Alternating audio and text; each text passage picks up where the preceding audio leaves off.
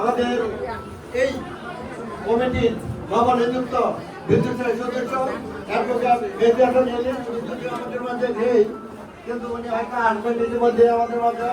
ওনাকে ধন্যবাদ জানাচ্ছি এবং আমাদের আরেক মেহমান এবং যিনি আমাদের কলেজের উপস্থিত আমাদের বিজ্ঞ আইনজীবীগণ এবং বিএনপি নেতৃবৃন্দ, উপস্থিত ল কলেজের শিক্ষক এবং ছাত্রবৃন্দ এবং আমাদের দেখতে পাচ্ছি, আমাদের সামনেও দেখতে পাচ্ছি যে আমাদের মহিলা দলের নেতৃবৃন্দ আছে। তো সকলে আসসালামু আলাইকুম।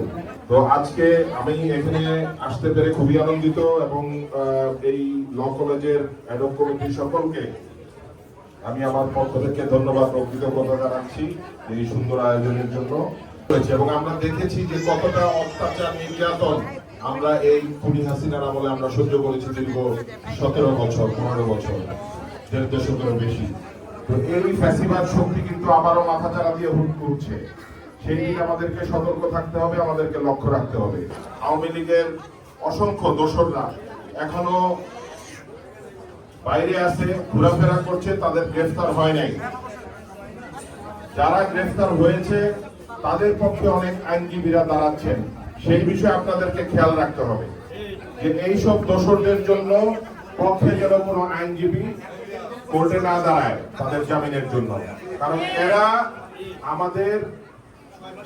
আমাদের দলের নেতা কর্মীদের উপর যে অত্যাচার নির্যাতন হয়েছে, আমাদের তখন তো জামিন দেয় নাই, আমাদের কাউকে দিয়েছে, একের পর এক রিমান্ডে নিয়েছে।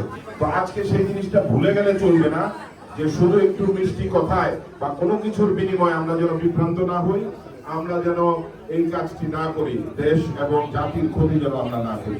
কারণ এরাই বের হয়ে আবার আপনার ক্ষতি করবে, আমাদের ক্ষতি করবে, এই দেশের ক্ষতি করবে, এই সমাজের ক্ষতি করবে। সুতরাং সকলকে এদিকে সতর্ক থাকতে হবে। এবং আমি আর আমার বক্তব্য এখানে দীর্ঘায়িত করছি না। সকলকে আবারও ধন্যবাদ জানাচ্ছি আমাকে এখানে আমন্ত্রণ জানানোর জন্য। সকলকে ধন্যবাদ। আসসালামু আলাইকুম। বক্তব্য রাখবেন। আমরা আশা করি যে আমাদের এই গাজীপুর ল কলেজটি আগামী দিন মেধা এবং মননে বিশ্ববিদ্যালয়ের অন্তর্ভুক্ত অন্যান্য কলেজের তুলনায় এই কলেজটি কৃতিত্বের দাবিদার এবং আরো সুন্দর এবং ভালো রেজাল্ট করবে।